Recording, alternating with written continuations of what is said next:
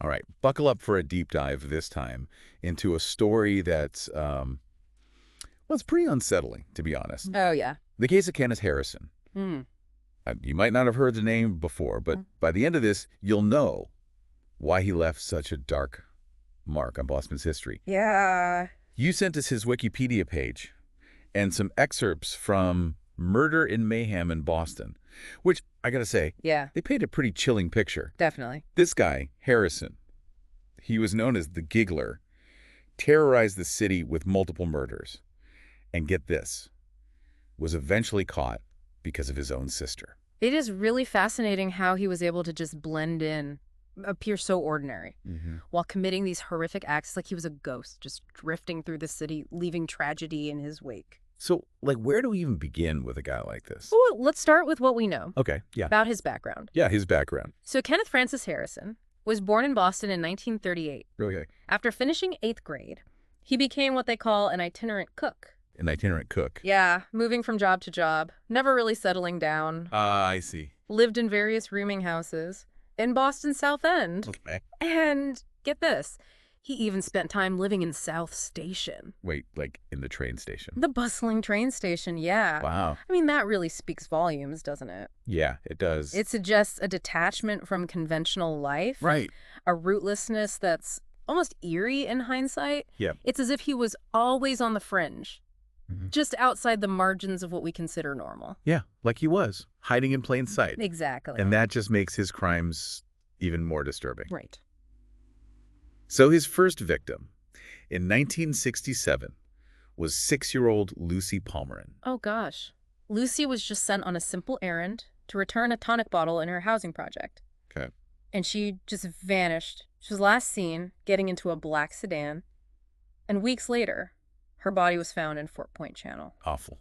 Initially, it was thought to be an accidental drowning. But looking back now, it's hard not to see this as the beginning of Harrison's horrific pattern. Exactly. Fort Point Channel becomes a recurring and tragically significant location in this story. Wow. Almost as if Harrison was using this public yet somewhat hidden place to taunt authorities. It's creepy. So 2 years later, in 1969, he killed again. This time, it was 31-year-old Joseph Breen, a Marine Corps veteran. Oh, wow. They met at a bar in the combat zone, which, for those who don't know, was a pretty rough part of Boston back then, Right. known for its adult entertainment and crime. They left the bar together, got into a fight, and Harrison ended up killing Breen, pushing him into a pit filled with water, and then beating him with rocks. Oh my gosh. Yeah. This is where that nickname, the Giggler, comes in? Yes. After the murder, Harrison called the police, told them about the body, and then just started giggling uncontrollably before hanging up. Oh, wow. It's a chilling detail. It really is. It's like he was getting some sort of twisted pleasure from the fear and chaos he was creating. It's this disturbing blend of callousness and a strange, almost playful sense of humor Yeah. that's often associated with psychopathy. That's terrifying.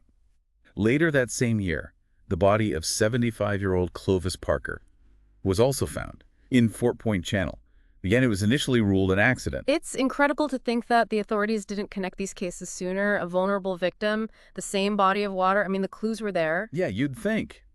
Then, just a month later, Harrison claimed his final victim, 9-year-old Kenneth Martin. Oh, no. He was lured away from South Station with the promise of seeing Harrison's living space, and then he was strangled in a tunnel under the station. The fact that he targeted a child in the very place he called home, you know, it's particularly chilling. It really shows a complete disregard for human life. And this time, there were multiple witnesses who saw Harrison with the boy. It was only a matter of time before he was caught. Yeah. But the tip that led to his arrest came from an unexpected source, actually. His own sister, Eileen Longo. Oh, wow. That's right. He actually called his sister Hmm. and confessed to murdering Kenneth Martin. He even told her where he had hidden the body. Can you imagine getting that phone call? It must have been horrific for her.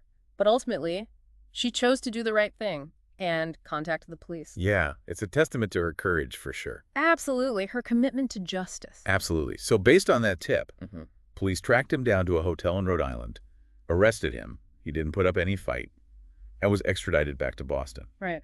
But this is where the case gets even more complex, right? Yes, during his trial.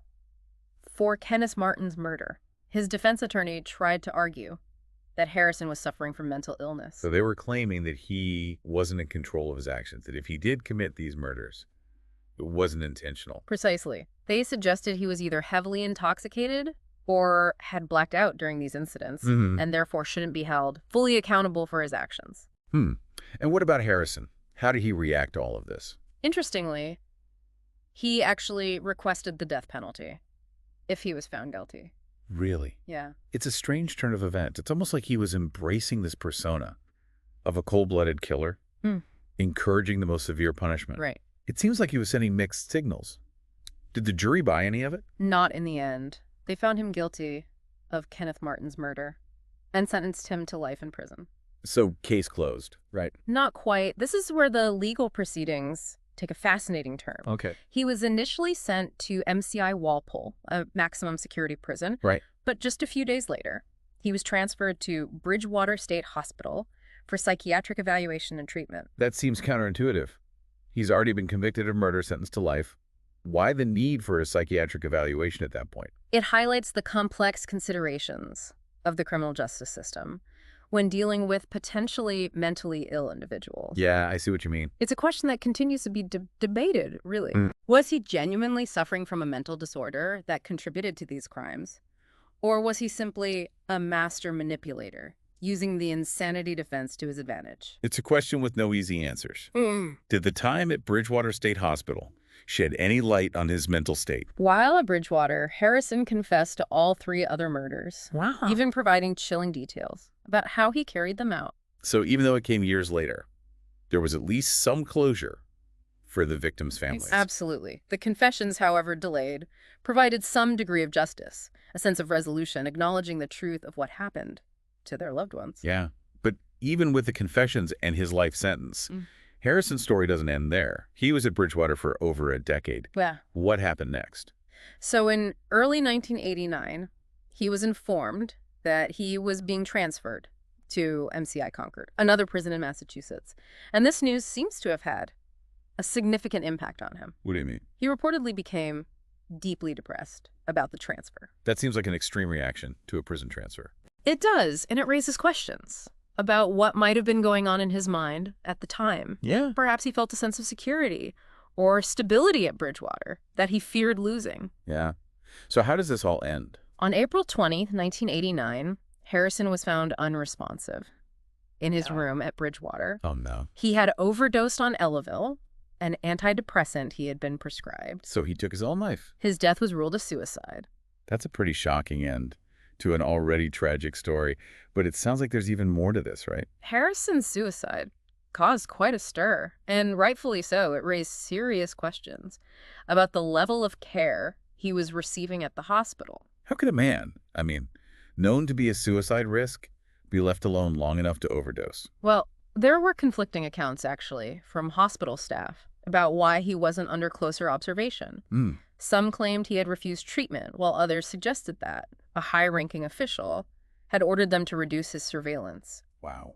Regardless of the reasons, though, it's clear that there were serious lapses in protocol that contributed to this tragic outcome. So not only did Harrison manage to Yeah. escape facing justice for his other crimes, but his death also exposed potential flaws within the very system that was supposed to be treating him. It adds another layer of complexity to an already disturbing story. Absolutely. Harrison's case is a stark reminder that even within institutions, designed to address mental health and criminal behavior, there can be systemic failures Right. with tragic consequences. A sobering thought. So as we wrap up this deep dive into Kenneth Harrison's life and crimes, what stands out to you the most? What's the, biggest takeaway for our listeners? For me, it's the chilling contrast between Harrison's outward appearance of ordinariness and the horrific nature of his crimes. Yeah. He wasn't some criminal mastermind or a larger-than-life figure. Right. He's a drifter, a cook, a seemingly unremarkable man who just blended into the background. Right, yeah. Yet beneath that facade, he harbored this capacity for unspeakable cruelty. It's a stark reminder that evil doesn't always announce itself. Right. It can lurk in the shadows, disguised as normalcy, making it all the more difficult to detect and prevent. His case really challenges our assumptions about who's capable of violence and forces us to confront the uncomfortable reality that darkness can exist anywhere, Yeah. even in the most unexpected places. And this case, as you've pointed out, Mm. also raises important questions about the intersection of mental health Hmm. and the criminal justice system. We may never have definitive answers about Harrison's mental state or what truly drove him to commit these acts. That's right, it remains a complex and ultimately unanswered question. But the case highlights the need for ongoing dialogue and critical examination of how we address mental illness within the context of criminal behavior. Kenneth Harrison's story is a haunting reminder, I think, of the darkness that can reside within seemingly ordinary individuals and the systemic challenges we face. In understanding and addressing such complexities, it's a case that prompts us to confront uncomfortable truths about human nature, the systems we rely on for justice and rehabilitation. It's a story that will likely stay with you, prompting reflection and further exploration. Even in the darkest corners of history, there are always more layers to uncover, more insights to gain. And for our listener, as you continue to process this unsettling story, we encourage you to consider this. Could anything have been done to prevent these tragedies, where there's missed opportunities to intervene, to recognize the warning signs, or to address the systemic issues that may have contributed to Harrison's path? These are difficult questions, but they are essential to consider as we strive to create a safer and more just world.